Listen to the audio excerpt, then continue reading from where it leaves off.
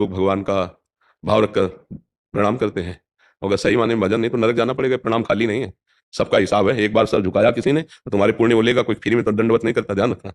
तुमको 100 रुपया चढ़ाया, उसका हिसाब भजन से जाएगा। वो तो नासवान पैसा दे रहा, तुम्हारा भजन कटेगा। इसलिए रात दिन भजनानंदी महात्मा जब भजन करते हैं तब संसार का मंगल और स्वयं का कल्याण करते हैं। बाबा जी बनकर भंडारा खाना या ऐसे खा पी के ऐसे पड़े रहना तो नरक की प्राप्ति होती है। अगर भजन ना हो, केवल वेश धरने से कल्याण नहीं होता, भजन करने से कल्याण होता है। तो भजन तो किसी भी वेश में किया जा सकता है, किसी भी देश में किया जा सकता है, किसी भी कार्य करते हुए किया जा सकता है, जब युद्ध करते हुए किया जा सकता है। अर्जुन जी को भगवान करें मामन स्मर युद्ध से, तो युद्ध से बड़ा खतरनाक कोई काम है नहीं। युद्ध में जब भजन हो सकता है तो सब जगह भजन हो सकता है। तो बात समझ में आ रही है आपके? हाँ, आपको बाबा जीवन का प्रणाम करवाना हो तो कोई बात नहीं। फिर तो अगर भगवत प्राप्ति करनी है तो ऐसे ही हमें सही बात ये लगती है, घोर वैराग्य और वो बात अलग है। नहीं तो बाबा जी बनना खतरे से खेलना है।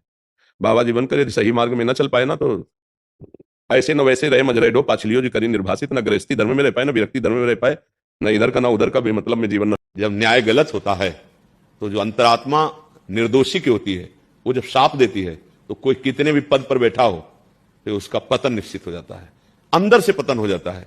उसके चेहरे की कांति नष्ट हो जाती है, उसका हृदय उसको कोसने लगता है और उसका परिवार, उसका व्यवहार ऐसा प्रतिकूल सामने आता है वो किसी से कह भी नहीं सकता और अंदर ही अंदर जलता रहता है। ये हुआ ब्याज और मूल मिलेगा पक्के न्यायाधीश के यहां सब माया जनित न्याय है ना, वो मायाधीश है।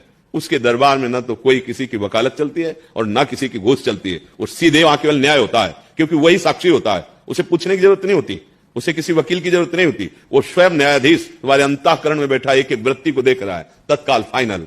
ये नर्क इश्यू। मैं एक बात आपसे बोलना चाहूंगा कि कई बारी क्वेश्चन मेरे दिमाग में भी आता और बहुत लोग हैं जो बोलते भी हैं कि कईयों के क्वेश्चन ऐसे होते हैं कि वो बोलते हैं कि आपको क्या मिलता है, या मेरे को कई लोग, ये कुछ मेरे अपने भी बहुत ऐसे हैं जो बीच बीच में इधर उधर से मुझे सुनने को मिल जाता है कि कहीं संत ना बन जाना। अगर संत बनना इतना आसान है क्या?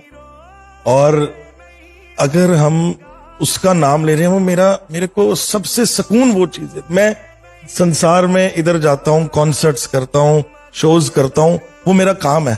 पर अगर मेरे को कोई बोले मेरे को सुकून कहाँ मिलता है, तो मुझे सुकून यहाँ पे लाडली जी के चरणों में मिलता है, बिहारी जी के चरणों में मिलता है। और मैं यहाँ पर आके मैं नहीं रहता महाराज जी, मैं उनका हूँ, उनके लिए गा रहा हूँ, उन्हीं के लिए गाऊं।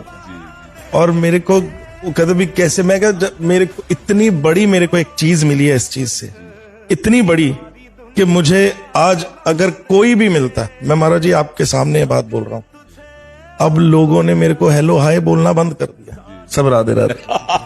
ये तो भगवान की विशेष कृपा है। नहीं, विशेष कृपा है तभी उनके नाम से जाने जाते हैं। हाँ, इससे बड़ी बात जी जी, सबसे उत्तम बात है कि आपने एक जो शब्द कहा कि मैं सब कुछ करता हूं लेकिन मेरे विश्राम स्थली, मेरा विश्राम स्थल, सकून का मतलब मेरी विश्राम स्थली हाँ प्रभु के चरणारविंद है, तो जीवन धन्य हो जाएगा।